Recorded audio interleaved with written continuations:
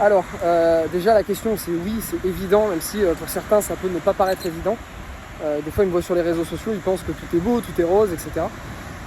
Oui, en tant qu'entrepreneur, en tant qu'investisseur, j'ai eu des périodes de doute. J'ai eu des périodes down, j'ai eu des périodes où j'étais démotivé. J'ai eu des périodes où je me posais plein de questions. Des fois où j'avais envie d'arrêter. Des fois où je me demandais pourquoi est-ce que je continue. Est-ce que je continue l'immobilier? Est-ce que je continue l'entrepreneuriat? Enfin, en tout cas, ce que je fais, tu vois, faire des formations, faire des vidéos et tout ça. Chicos, chicas, hola les futurs entiers. J'espère que vous êtes en pleine forme. Deuxième vidéo de cette série. Je suis Cash. J'espère que la précédente t'a bien plu.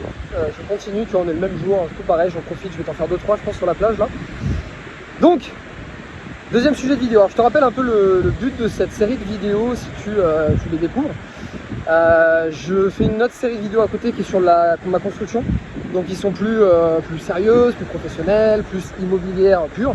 Et à côté j'avais envie de casser un peu ça pour faire des vidéos plus à la cool, plus détentes, donc tu vois, au bord de la plage, suivant où je suis en voyage, et sur des sujets qui sont plus intimes, plus intimes, plus psychologiques, plus profonds, et des sujets tabous aussi. C'est pour ça que là le but c'est que je suis Cash, je prends pas de gants, je te dis ce que je pense, comme je le pense, comme ça vient, et puis voilà, à prendre ou à laisser. Donc c'est des sujets que vous me demandez depuis très longtemps.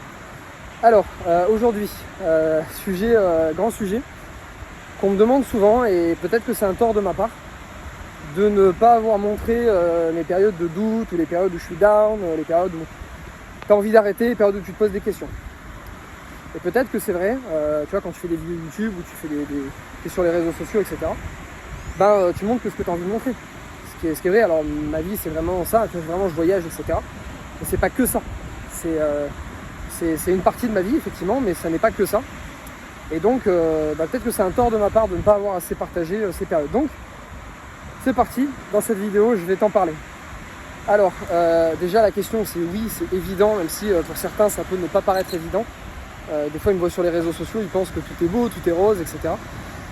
Oui, en tant qu'entrepreneur, en tant qu'investisseur, j'ai eu des périodes de doute. J'ai eu des périodes down, j'ai eu des périodes où j'étais démotivé. J'ai eu des périodes où je me posais plein de questions. Des fois où j'avais envie d'arrêter. Des fois où je me demandais pourquoi est-ce que je continue. Est-ce que je continue l'immobilier? Est-ce que je continue l'entrepreneuriat? Enfin, en tout cas, ce que je fais, tu vois, faire des formations, faire des vidéos et tout ça. Je vais être honnête aussi, parce que je suis Cash, c'est le but là. Je vais dire que ça a été plus flagrant sur la partie formation et la partie vidéo et tout ça que je te fais. Les périodes de doute, de down, etc. que de l'immobilier. L'immobilier, j'ai eu des grosses erreurs, tu vois. Je t'en ai parlé d'ailleurs assez souvent, ça je t'en ai souvent parlé. Mais c'est pas là où j'ai eu les plus grosses périodes de doute. Parce que tout simplement c'est 1% de mon temps l'immobilier ou 2% de mon temps. Tu sais que moi je cherche une affaire, voilà je suis en période par contre où j'investis beaucoup. Tu vois, en ce moment j'investis en masse dans l'immo, j'ai beaucoup d'affaires qui tombent. Donc tu vois j'ai des périodes en fait très focus entrepreneuriat, j'ai des périodes très focus immobilier. Bref. Et donc c'est pas ce qui me prend le plus de temps et c'est pas là où je mets le plus d'énergie l'immobilier, parce que pour moi ça me plaît l'immobilier, je suis passionné, j'adore. Mais c'est plus un moyen d'arriver à une fin, tu vois, d'arriver à une liberté, d'arriver à avoir de l'argent pour faire d'autres choses, etc. C'était ça le but. Une fois que j'ai trouvé une affaire, que je l'ai achetée, je la mets en gestion, je m'en occupe plus. Moins je m'en occupe, mieux je me porte. Par contre, mon business, c'est pas pareil. Je passe beaucoup de temps, d'énergie, parce que j'adore ça aussi, parce que je suis passionné.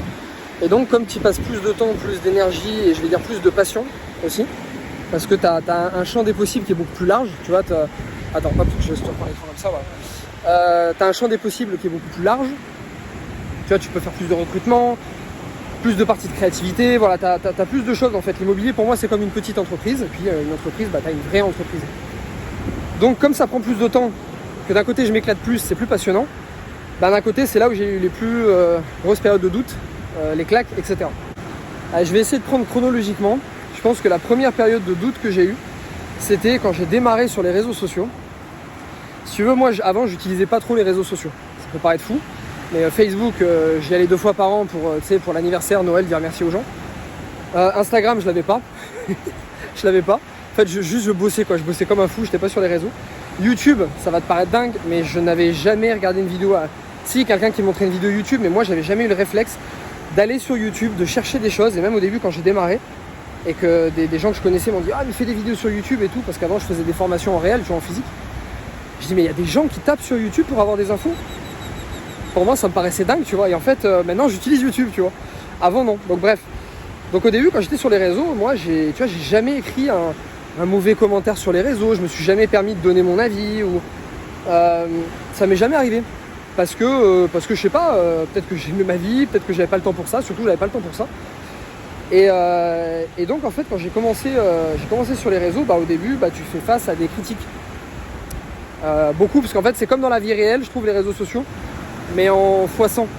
Parce que comme les gens sont derrière un ordinateur, tu vois, ils se permettent des choses qui ne se permettraient pas dans la vraie vie. Tu vois, là je croise quelqu'un sur la plage, t'as pas quelqu'un qui me dirait putain excuse-moi, ta mèche, tu vois, là elle est complètement de travers et tout, franchement tu ressembles à rien. Je suis cash, hein, tu vois. Ou putain t'as grossi un peu, tu vois. Non, les gens ne se permettraient pas dans la vraie vie. Par contre, sur les réseaux, comme les gens sont cachés derrière leur ordinateur, putain, enfoiré, tu vois. Tu vois, ils écrivent parce qu'ils se sentent en sécurité. Donc, en fait, j'ai été confronté à ça au début.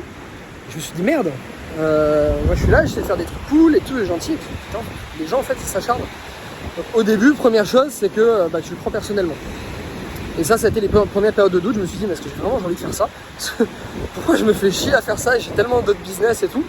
Et voilà, pourquoi supporter ça? Donc heureusement, les avantages, l'envie, la passion, plein d'autres choses, etc. prennent le dessus. Heureusement, parce que dans ce métier, si t'es pas passionné, tu tiens pas longtemps. Parce que tu fais face à tellement de critiques, d'attaques, etc. qu'il faut arriver à prendre de la distance par rapport à ça. Donc j'ai eu des périodes comme ça. Ensuite, on va dire des périodes un peu plus proches, et quand l'évolution s'est faite un peu plus haute, on va dire.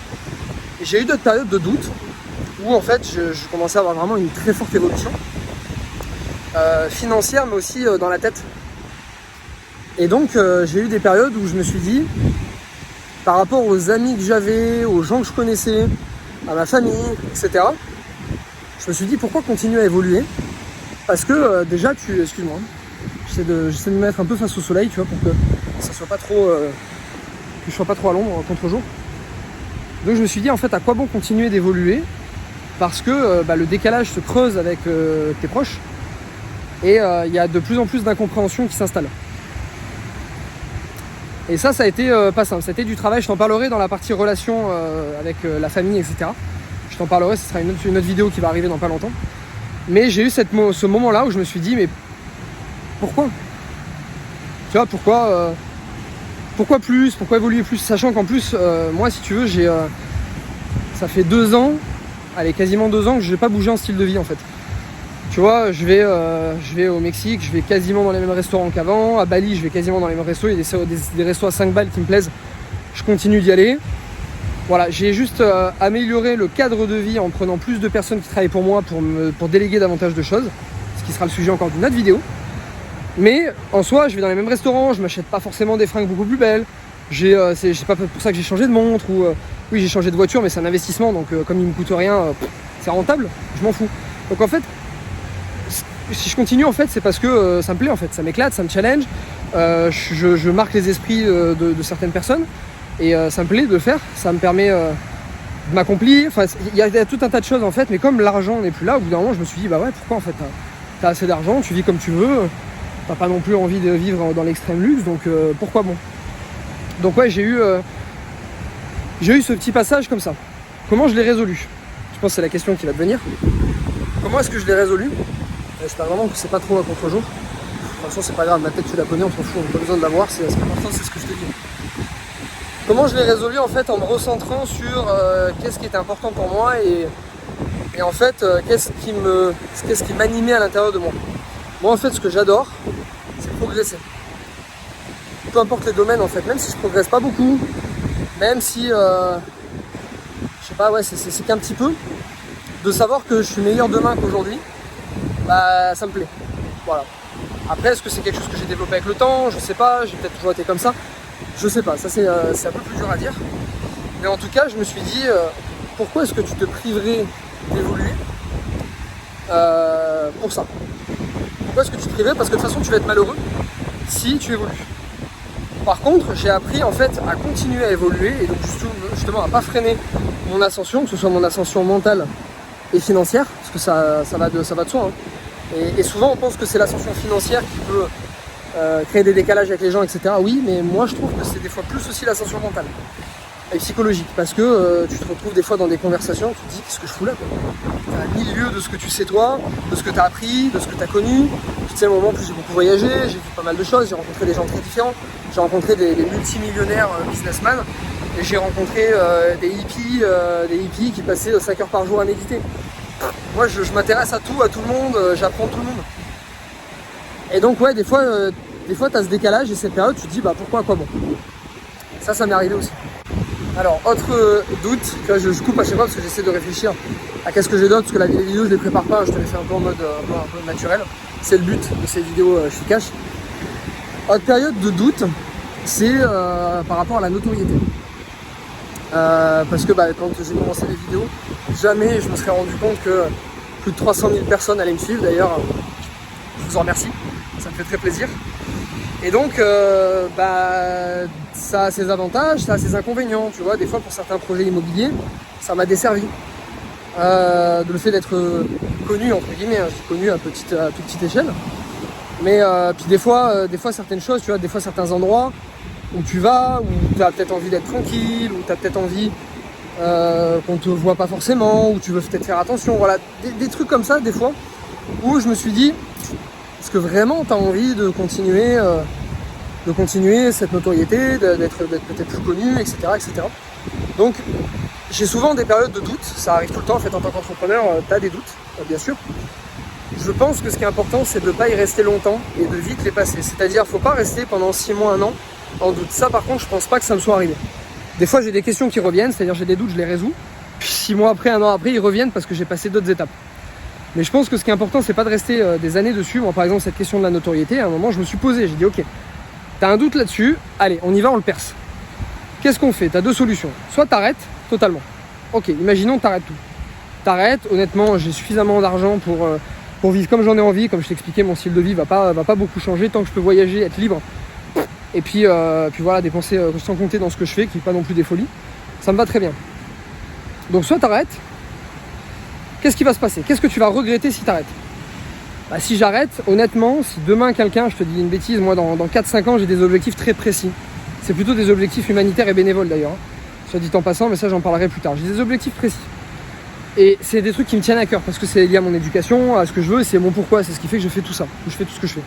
Tu vois, il y a une trame en fait dans ce que je fais. Un jour je t'en parlerai, je t'expliquerai pourquoi j'ai fait tout ça, pourquoi je développe tout ça, pourquoi plus, parce que j'ai cet objectif qui est en tête et tant que je l'aurai pas atteint, qui comme je t'ai dit est plutôt bénévole, tant que je l'aurai pas atteint, je pense que je continuerai. Après ça sera une autre question.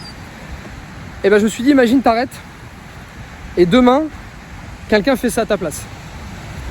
Ou plutôt que de le faire dans 2 ans, parce que tu aurais pu le faire dans 2 ans, quelqu'un le fait mais dans 10 ans. Comment tu te sentirais si quelqu'un le fait à ta place? Déjà moi en termes d'ego ça me ferait chier. Je te le dis cash parce qu'on est là. En termes d'ego ça me ferait chier. Parce que je me dis putain j'avais l'idée, je voulais le faire, il y a quelqu'un qui l'a fait. Parce que j'ai voulu m'arrêter. Donc ça déjà c'est mon côté peut-être compétiteur, challenger et tout, ça va, je vais pas apprécier. Puis il y a l'autre côté aussi, c'est le côté un peu, c'est le pourquoi de je fais ça, c'est que je me dis, ce que tu fais, ça peut aider énormément de monde, peut-être comme ça a pu t'aider mes vidéos. Si demain tu ne le fais pas et que les gens vivent encore plusieurs années sans ce projet, combien de personnes t'aurais pu aider que tu ne vas pas aider? Et comment tu te sentirais si dans 10 ans, tu apprends qu'il y a des personnes, elles ont eu des problèmes financiers ou machin, et que si tu avais fait ce truc-là, ça aurait résolu le problème? Je me sentirais pas bien non plus. Donc en fait c'est comme ça que je résous mes périodes de doute, j'essaie de reprendre mes motivations profondes et je me dis ok oui, dans la notoriété par exemple, là c'était le cas de la notoriété, attention je mets des guillemets parce que pour moi c'est une toute petite notoriété, mais bon ça n'empêche que des gens me reconnaissent, même ici tu vois je suis à Toulouse, il y a des gens qui me reconnaissent aussi, même à l'étranger maintenant, et donc du coup je me dis est-ce que ces inconvénients valent l'autre côté en fait? Et là je me dis non, pas du tout. Donc c'est comme ça que j'arrive, c'est comme l'évolution en fait que je te disais tout à l'heure, je me pose en fait quand j'ai une période de doute, je reprends mes inspirations profondes et je décide si ça vaut le coup ou pas d'y aller. Et voilà, et tu vois, il y a d'autres sujets, j'ai une autre période de doute, allez je vais te la donner parce que celle-là elle est très actuelle pour le coup, c'est en ce moment même précis, tu vois, parce que des doutes, il y en a tout le temps, La période de doute que j'ai, c'est une question que ça fait un moment que j'essaie d'y répondre et des fois je vais plus être d'un côté, des fois je vais plus être de l'autre. Disons que j'ai, je vais dire, deux personnalités, tu vois. Quand j'étais en gestion de patrimoine, j'étais le mec très analyste, très réflexion, très bosseur, ambitieux, etc. etc. J'ai gardé cette partie-là, tu vois, quand je te fais une vidéo fiscale, je suis analyste, etc. Mais quand j'ai développé les voyages, j'ai commencé à être entrepreneur, j'ai quitté le salariat, j'ai quitté ce cadre en fait fermé, je me suis ouvert à tellement de choses, j'ai rencontré tellement de gens que je suis devenu beaucoup plus ouvert d'esprit, beaucoup plus créatif. Et donc j'ai développé une deuxième personnalité. Plus chill, plus créative, plus dans l'émotionnel, plus à vivre des expériences, tout en gardant la précédente. Mais des fois elles sont un peu en contradiction. C'est un peu comme si je te prenais deux personnes. Je te prends le baroudeur qui voyage autour du monde, qui pense qu'au lendemain, tu vois. Il s'en fout de l'argent, il pense juste à demain. À vivre des trucs, on lui propose n'importe quelle expérience, il dit oui. Bon bah j'ai une part comme ça. Et je te prends le super businessman qui gagne des dizaines de millions, qui a une multinationale, etc. Bah j'ai une partie comme ça aussi. Et comme je voyage et que j'aime ces deux personnalités et que je rencontre ces deux personnalités, suivant la période de ma vie, je suis attiré plus ou moins vers une personnalité. Et donc là, les gens sont là par peu à peu. Là, ça arrive. Je suis cash dans ces vidéos. Donc, ce que je voulais dire, les gens vont être en train de se dire, putain, ce mec est schizophrène. Qui c'est ce gars? Non, je ne suis pas schizophrène. Je pense que toi, c'est pareil. On a tous des personnalités différentes. Et comme moi, j'ai beaucoup développé l'autre, la partie plus créative, plus émotionnelle, tout ça. Bah des fois, tu vois, suivant le pays où je me trouve, la période dans ma vie dans laquelle je trouve, les doutes que je traverse, bah des fois je me dis, pourquoi continuer à tout développer? Arrête, c'est bon, t'as assez d'immobilier, j'ai racheté l'appartement de mes parents parce que les huissiers voulaient les mettre dehors parce que mon père avait des gros problèmes d'argent. Je leur ai racheté l'appartement. J'ai acheté, tu vois, ça j'en fais pas une folie non plus sur les réseaux sociaux, tu vois. Mais parce que c'est moi et c'est moi-même, et je pense que ça peut motiver, parce que c'est pour ça que j'ai voulu faire tout ça aussi, c'était aussi pour mes parents. J'ai acheté une voiture à ma mère parce qu'elle a flingué sa voiture il n'y a pas longtemps et qu'elle a voulu refaire un crédit. Enfin une voiture, je dis c'est hors de question, donc je lui ai acheté une petite voiture, enfin une belle voiture d'ailleurs quand même. Je lui ai acheté ça à Noël dernier. Donc tout ça pour dire, je me dis voilà, pourquoi continuer à développer tout ça? Pourquoi tu t'arrêtes pas de chiller, tu vois, comme tu fais? Et d'un autre côté, des fois, je me dis, pourquoi est-ce que tu perds un peu ton temps à chiller, à te détendre, à voyager et tout, alors que j'ai entre les mains, la sensation d'avoir entre les mains de quoi faire des trucs de fou. Dans l'entrepreneuriat, il y a plein de problématiques que je vois que j'aurais envie de résoudre, il y a plein de trucs qui vous plairaient, que j'aurais envie de faire, il y a plein de trucs de challenge que j'ai envie de me lancer, que j'aimerais faire, j'aimerais reprendre des boîtes, j'aimerais les monter, j'aimerais aider des jeunes à créer des entreprises, j'aimerais faire des projets humanitaires, je vais en faire un d'ailleurs à Bali là, très bientôt. Bah là je pars dans 2 semaines donc tu verras. Voilà, pourquoi tu perds ton temps? Il y a plein de trucs que tu pourrais faire développer. Et donc constamment, je suis un peu en doute entre ces deux personnalités, donc j'oscille un peu entre les deux. C'est ce qui fait que je pense que je suis un peu plus complet que ce qu'il y a 5 ans. Parce que j'essaie de tout faire et de me développer sur tous les sujets. Mais des fois, voilà, j'ai un peu ce doute-là de dire, bah, qu'est-ce que tu fais? Qu'est-ce qui te convient? Et des fois, j'ai des périodes de ma vie, je me dis, ah, c'est bon quoi. C'est bon, vidéo YouTube, j'en ai marre. Ouais, je te dis aussi, hein. J'en ai marre, j'en ai marre, faire des posts, voilà, parce que de toute façon, tu mets un truc, les gens ils aiment pas, tu remets un autre truc, les gens ils aiment pas, tu mets le contraire, les gens ils aiment pas. Ouais, il y a des fois, tu vois tout en noir. Des fois, tu te dis, putain, j'en ai marre, pourquoi je me prends la tête? J'arrête, je fais que de l'immobilier, au moins c'est pareil. Et si je faisais que de l'immobilier, au bout d'un moment, tu commences à revoir les contraintes aussi. Donc, c'est comme ça que je relativise, je me dis, les contraintes, que ce soit l'immobilier ou ça, ou l'entrepreneuriat, ou peu importe, sont trop faibles par rapport à tout ce que ça m'apporte, personnellement, financièrement, etc. Et donc c'est comme ça que je me recentre et que j'arrive à passer ces périodes. Mais des doutes, il y en a beaucoup. Souvent, comme je t'ai dit, ce qui compte, c'est de ne pas y rester trop longtemps, c'est de vite se caler, de prendre des décisions. Je pense que ce qui est bien en tant qu'entrepreneur, moi j'ai appris ça, c'est de prendre des décisions rapidement et de s'y tenir. Tu vois, j'avais lu un truc d'un entrepreneur qui disait, un bon entrepreneur, un investisseur, c'est pareil, c'est quelqu'un qui se décide rapidement et qui met du temps à changer d'avis.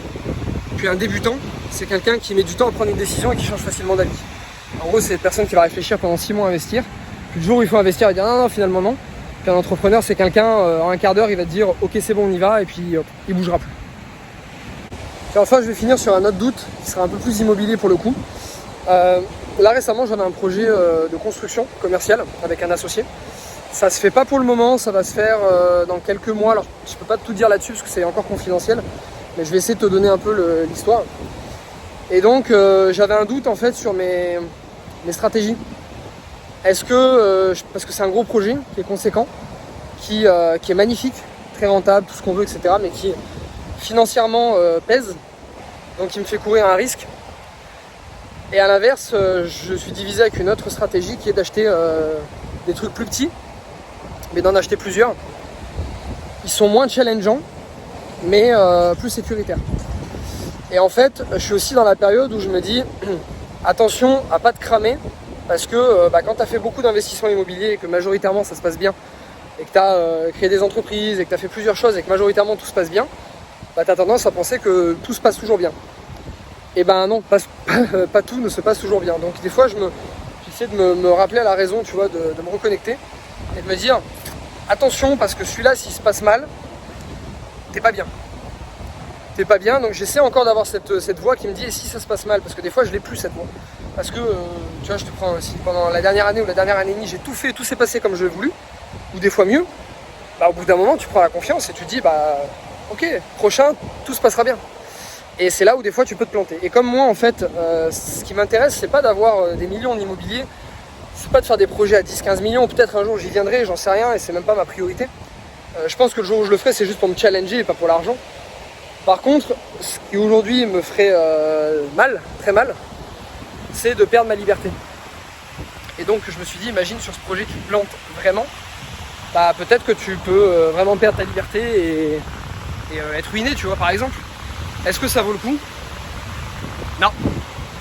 Et là je me dis, il n'y a aucun projet immobilier, aucune entreprise, rien que tu pourras faire qui vaut le risque de perdre ça, tu vois, mon style de vie. Parce que c'est mon style de vie qui prime en fait, c'est ça qui passe en premier.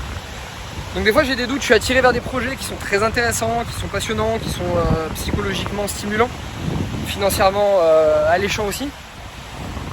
Mais je me rattrape un peu par la raison et je me dis ouais, mais celui-là, si tu te plantes, est-ce que ça vaut le coup de tout perdre pour celui-là? Non, imagine tu fais un projet et tu gagnes 1 million dessus. Ok, c'est génial, 1 million, super. Est-ce que ça va changer ma vie? Non, avec 1 million je fais juste plus de projets. Mais en soi, ça va pas changer ma vie parce que c'est pas parce que j'ai 1 million que demain je vais m'acheter une plus belle voiture. C'est pas pour ça que je vais aller dans un plus bel hôtel. C'est pas pour ça que je vais aller dans des meilleurs restaurants, parce que je vais déjà dans ce que je veux et puis ça m'intéresse pas de faire des restos de luxe tous les soirs. Tu vois, tu me files un resto à 10 balles à Bali, je suis très content. Donc en fait, en soi, ça va pas changer plus que ça ma vie, tu vois. Par contre, de risquer tout le reste, ouais, j'ai mes parents qui peuvent compter sur moi, j'ai des gens qui peuvent compter sur moi, j'ai des salariés, j'ai plus de 20-25 personnes qui comptent sur moi, et si je me plante, ce serait pas bien, tu vois, perdre leur travail ou autre. Donc des fois je me dis ça, je me dis non, là, fais attention, ça vaut pas, le jeu n'en vaut pas la chandelle. Voilà, futur rentier, futuro pensionista, comme on dit en espagnol. J'espère que cette vidéo t'a plu.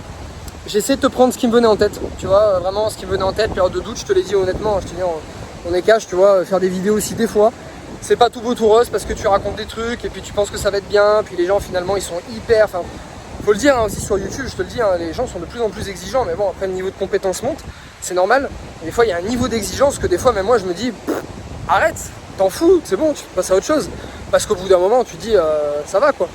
Tu fais des vidéos, tu te casses la tête, ça prend 15-20 heures de travail pour faire une vidéo, tu mets plein d'infos dedans et tout. Et en fait, voilà. Donc je te le dis cash aussi. Et donc c'est pour ça qu'il y a des périodes de doute. Mais bon, tu vois, je te fais encore des vidéos parce que je me dis que pour beaucoup de monde, ça aide, ça plaît, etc. Sinon, le jour où ça plaira plus, j'arrêterai. Peut-être j'arrêterai avant ou pas, j'en sais rien, on verra bien. Donc voilà, futur entier, j'espère que ça t'a plu cette vidéo. Dis-moi en commentaire si voilà, tu étais content que je te partage un peu ces périodes de doute et autres. J'en ai eu plein d'autres, hein. Après c'est les premiers qui me sont venus en tête, mais dis-moi s'il y en a d'autres, des sujets sur lesquels tu aimerais que j'intervienne. Des sujets, tu me dis est-ce que tu as eu des doutes là-dessus, et volontiers je te refais une autre vidéo, je te l'ai dit, je t'ai pris ce qui m'est venu en tête, et volontiers je le referai. Voilà, évidemment, mets un like, fais-moi péter ces likes sur cette vidéo, si ça te plaît, si ça te plaît pas, dis-le moi, comme ça je me casse plus la tête et au moins je marcherai sur la plage avec des potes à parler, et pas à te faire des vidéos, mais si ça te plaît, évidemment je t'en referai. Donc je te souhaite une très très belle journée et très content d'avoir pu te faire cette vidéo, on va dire, à cœur ouvert. J'espère que ça t'a fait plaisir et je te dis à très bientôt pour la prochaine. Ciao.